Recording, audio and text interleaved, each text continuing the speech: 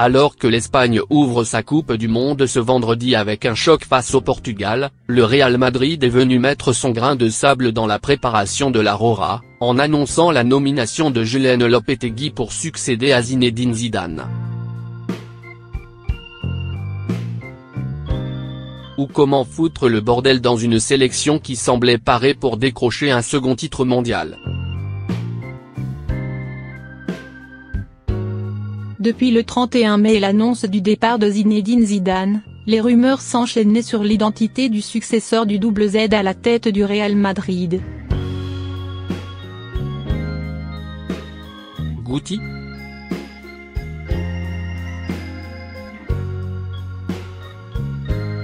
Fernando Hierro ?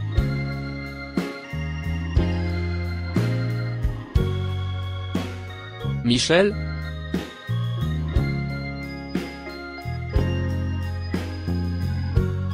Mauricio Pochettino ?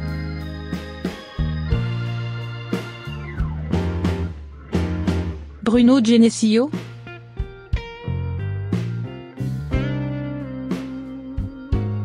Et si la volonté du club semblait pencher vers l'entraîneur argentin de Tottenham, le triple champion d'Europe en titre a pris tout le monde de court en annonçant dans un bref communiqué, publié à 16h51, que Julen Lopetegui sera le coach des Merengues pour les 3 prochaines saisons. Une décision surprenante par son timing, à 3 jours du premier match de l'Espagne, actuellement dirigé par Lopetegui, face au Portugal, pour le premier grand match de la Coupe du Monde russe.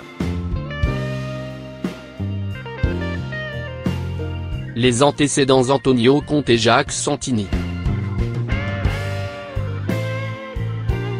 Que l'Espagne se rassure, elle ne sera pas la première sélection à disputer une compétition internationale en sachant que son sélectionneur quittera ses fonctions à la suite du tournoi. En avril 2016, 2 mois avant le début de l'Euro en France, Antonio Conte avait annoncé son départ à Chelsea dans la foulée du championnat d'Europe, et cela n'avait pas empêché l'Italie de briller, en battant la Belgique, notamment, en sortant avec les honneurs en quart de finale au bout d'une séance de tirs au but folle face à l'Allemagne. Mais, si cela s'est plutôt bien passé pour la Squadra Azzurra, venue dans l'Hexagone sans grandes ambitions, l'équipe de France ne peut pas en dire autant. Retour en 2004.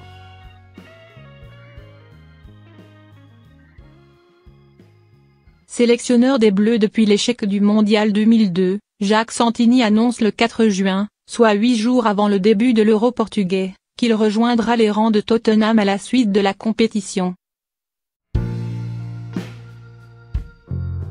Résultat, l'équipe de France, armée pour aller au bout, s'incline dès l'écart face à la Grèce, 1-0, la grande surprise de l'été lusitanien. Reste qu'une grosse différence sépare le précédent de 2004 et la situation actuelle de la Roja, le contrat du sélectionneur.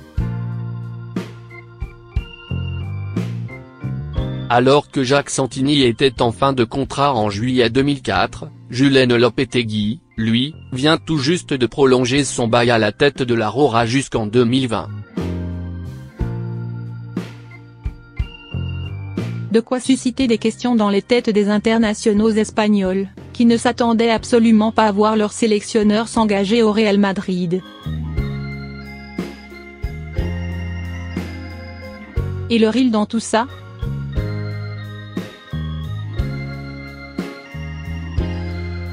Et, si la signature de Julen Lopetegui a surpris les fans de la Roja, elle a aussi interloqué ceux du Real Madrid, qui espéraient voir un nom plus prestigieux, Pochettino, ou un homme du cru, Guti, Hierro, Michel, s'asseoir sur le banc des Merengues. Ancien gardien de but, Lopetegui ne rentre dans aucune des deux cases bien qu'il ait disputé 61 matchs avec le Castilla entre 1985 et 1988, avant d'y revenir comme coach le temps d'une saison en 2008. parti ensuite se faire les dents avec les U19 et les U21 de l'Espagne, où il a notamment côtoyé plusieurs de ses futurs joueurs comme Nacho, Carvajal ou encore Isco. Lopetegui quitte ses fonctions en 2014 pour entraîner le seul club de première division qui figurait jusqu'à ce mardi après-midi sur son CV de coach, le FC Porto. Surtout, les 10 mois passés au Portugal n'ont pas vraiment fait grimper la cote du technicien espagnol.